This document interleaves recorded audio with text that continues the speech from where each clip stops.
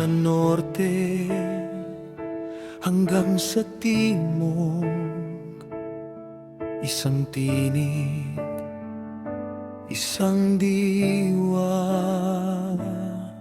Sa mga bundok ng Cordillera,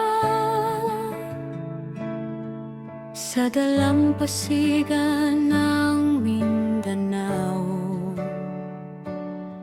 iba-iba ang ating wika, pero iisa ang ating pangarap.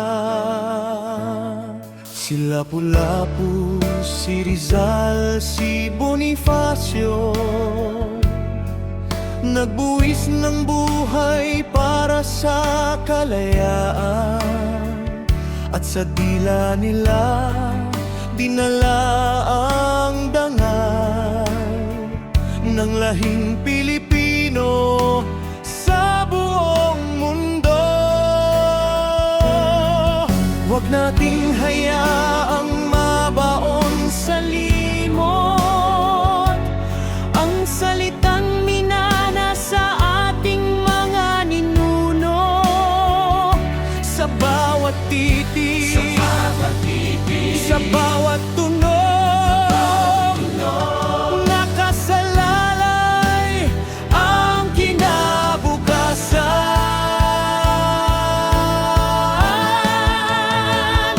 Isang bansa, isang wika, isang puso, ito ang sigaw ng lahing kay tagal ng lumalaban. Isang bansa, isang wika, isang puso,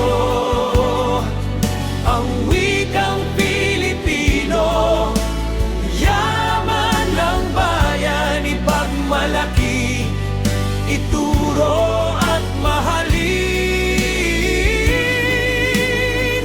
hanggang sa huling hininga ng ating buhay.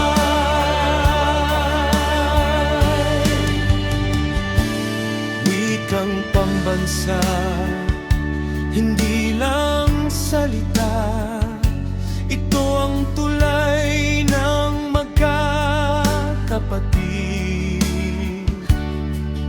si Ilocano at si Bisaya, magkakaintindihan dahil sa'yo. Sa paaralan, sa palengke, sa dayuhan, dito tayo nakikilala.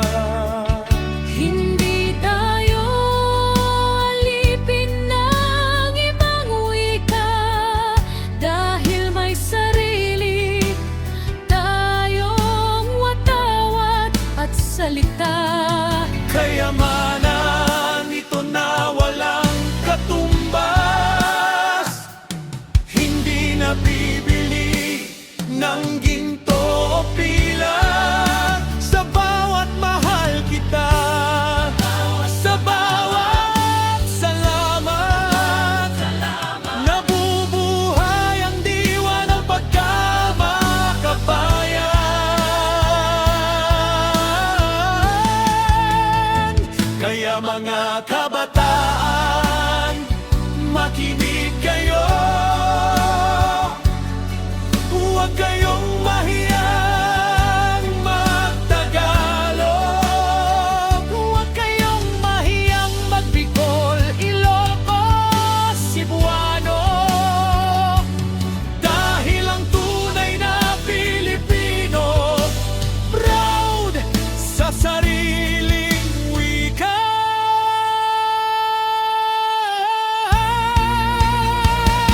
Isang bansa, isang wika, isang